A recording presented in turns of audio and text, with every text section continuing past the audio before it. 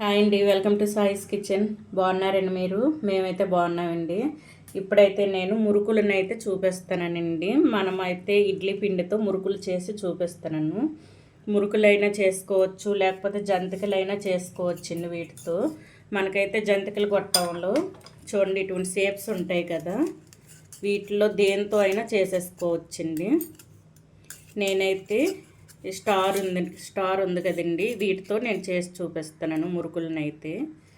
ఇదైతే ఈ జంతికల గొట్టంలో పెట్టేసుకుందాం. దీనికైతే అమర్చుకుందాం అండి. ఇది చూడండి ఈ విధంగా పెట్టేసుకొని దీనికి ఆయిల్ పెట్టి ఉంచేసుకుందాం అండి. కొద్దిగా ఆయిల్ పెట్టేసుకోవాలి. లోపల ఈ విధంగా ఆయిల్ అప్లై చేసేసుకోవాలి.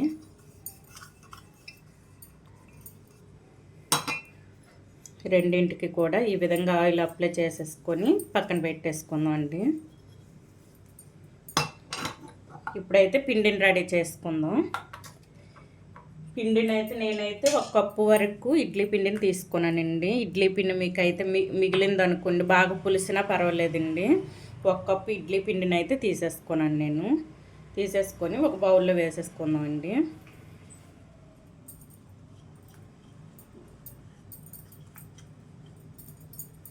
ఇందులో 1 కప్పు ఇడ్లీ పిండి అయితే 1 కప్పు పుట్నాల పప్పు తీసుకోవాలండి. పుట్నాల పప్పు మనం చట్నీ చేసుకుంటాం కదండి, ఆ పప్పుతో అయితే పుట్నాల పప్పు అయితే తీసేసుకున్నాను.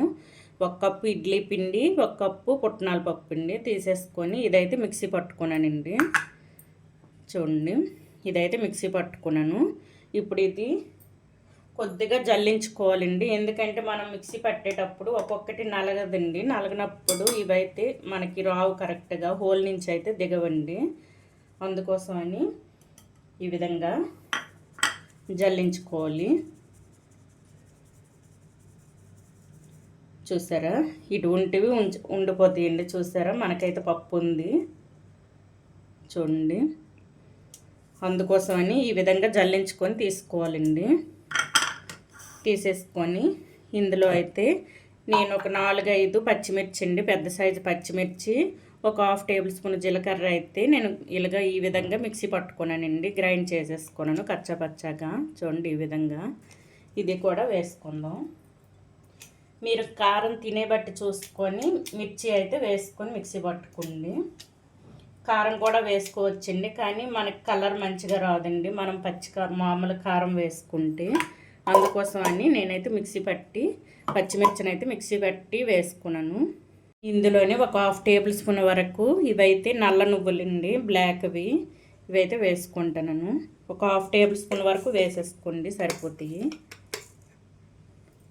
ఇందులోనే కొద్దిగా హింగు అండి, హింగు కూడా వేసుకున్నా బాగుంటాయి టేస్ట్ అయితే. కొద్దిగా హింగు వేసుకుంటానండి. ఇందులోనే కొద్దిగా వామునైతే నలిపి వేసుకోండి. ఒక 1/2 టేబుల్ స్పూన్ వరకు వాము తీసేసుకొని ఈ విధంగా నలిపి వేసుకోండి.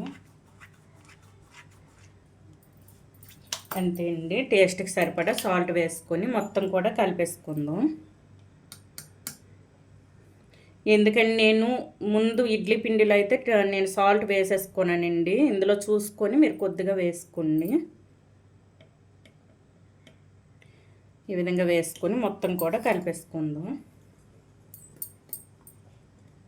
ఈ మొత్తం కూడా దీంట్లో అయితే మనం వాటర్ వేయవలసిన అవసరం లేదండి, కరెక్ట్గా అయితే సరిపోద్ది. ఈ విధంగా చపాతీ పిండిలా కలిపేసుకోవాలి. మనకి జంతికల పిండి ఏ విధంగా కలిపేసుకుంటామో అదే విధంగా కలిపేసుకోవాలండి.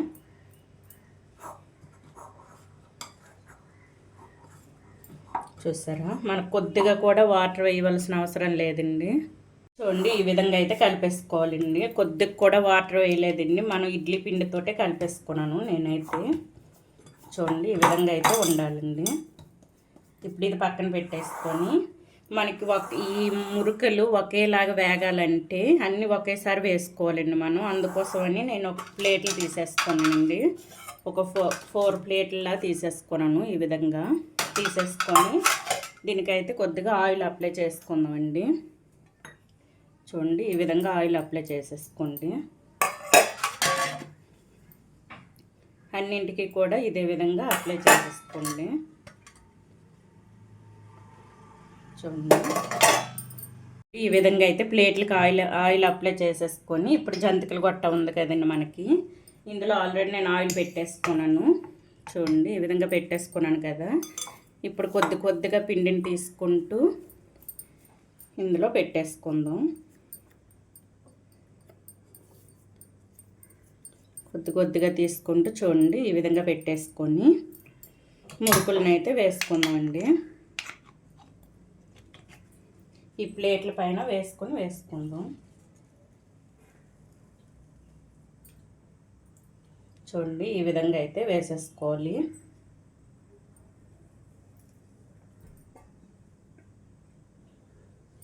అన్నీ కూడా ఇదే విధంగా అండి.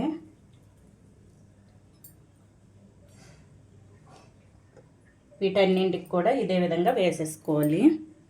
చూడండి అన్ని మురుకులను కూడా ఈ విధంగా ప్లేట్ల పైన వేసేసుకున్నానండి. ఇప్పుడైతే ఆయిల్ కూడా వేడి చేసుకున్నాను.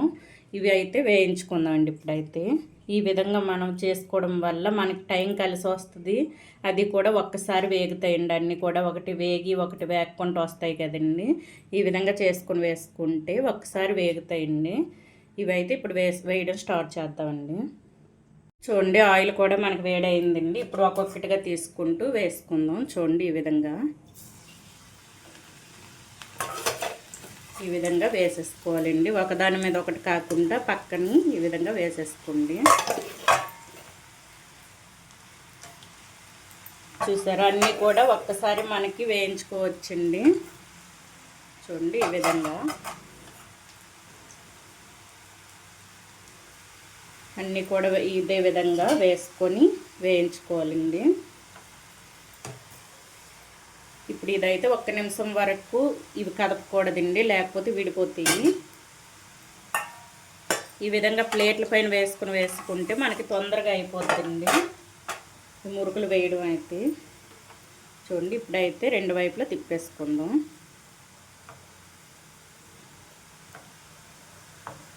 మంచి గోల్డెన్ కలర్ వచ్చేంత వరకు ఇవైతే వేయించుకోవాలండి. చూడండి ఈ విధంగా ఇవి వేసేటప్పుడు పూర్తిగా సిమ్లో ఉంచేసుకోండి. లో ఫ్లేమ్లో ఉంచేసుకొని వేసుకోవాలండి. తర్వాత మీడియంలో ఉంచేసుకొని వేయించుకోవాలి. మంచి కలర్ వచ్చేంత వరకు వేయించుకోండి. చూడండి 2 వైపులా కూడా మంచిగా కాలాలండి మనకి. ఇప్పుడైతే మీడియంలో ఉంచేసుకొని వేయించుకుందాం. ఈ మురుకుల పైన ఈ నురగ పోయేంత వరకు వేయించుకోవాలండి.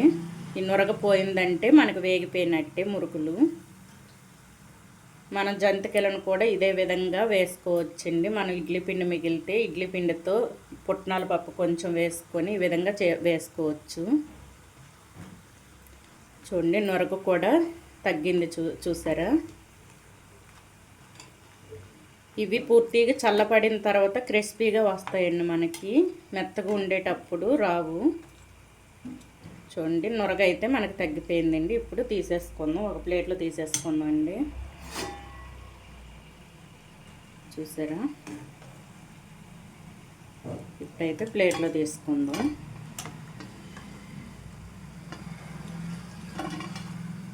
ఇదే విధంగా మురుకులను అయితే చేసేసుకుందాం అండి మొత్తం కూడా. చూడండి ఈ విధంగా తీసేసుకున్నాను. అన్నీ కూడా ఇదే విధంగా చేసి చూపిస్తానండి. చూడండి మనం ఇడ్లీ పిండితో తయారు చేసుకున్న మురుకులు అయితే రెడీ అయిపోయింది. మనం శనగపిండి వాడలేదు, ఇంకా బియ్యం పిండి వాడలేదండి. మంచి హెల్తీగా చేసేసుకున్నాము. చూడండి ఈ విధంగా అయితే చేసేసుకోవాలి. చూసారా పూర్తిగా చల్లగా అయిన తర్వాత అయితే మనకు క్రిస్పీగా వస్తాయండి. చూడండి ఈ విధంగా క్రిస్పీగా ఉంటాయండి. ఈ విధంగా అయితే చేసేసుకోండి. ఎప్పుడైనా సరే అప్పటికప్పుడు చేసేసుకోవచ్చండి. మీరు టిఫిన్ పిండితో కూడా ఈ విధంగా తయారు చేసుకోవచ్చు. మురుకులనైనా జంతికలనైనా రిబ్బన్ పకోడీ ఇటువంటిది ఇదే విధంగా కలిపేసుకొని చేసేసుకోండి. దీంతో పకోడీ అయినా చేసేసుకోవచ్చు, జంతికలు చేసేసుకోవచ్చు, చాలా చేసుకోవచ్చండి. ఇదే విధంగా ఇదే పిండితో నేను కలిపే విధంగా కలిపేసుకొని చేసుకోండి. సూపర్గా ఉన్నాయండి, టేస్ట్ కూడా బాగున్నాయి. మీరు కారానికి బదులు మిర్చి పౌడర్కి బదులు పచ్చిమిర్చిని అయితే గ్రైండర్ చేసి వేసుకుంటే కలర్ఫుల్ కలర్లో కనిపిస్తాయి. చూసారా మంచి కలర్గా వచ్చాయి. ఈ విధంగా అయితే చేసేసుకోండి మురుకులను అయితే. ఈ మురుకుల రెసిపీ కనుక మీకు నచ్చినట్లయితే అండి లైక్ చేయండి, షేర్ చేయండి, నా ఛానల్ను సబ్స్క్రైబ్ చేసుకోండి. ఇంతవరకు ఈ వీడియోని చూసినందుకు చాలా థ్యాంక్స్ అండి అంతమందికి కూడా. ఓకే బాయ్ అండి.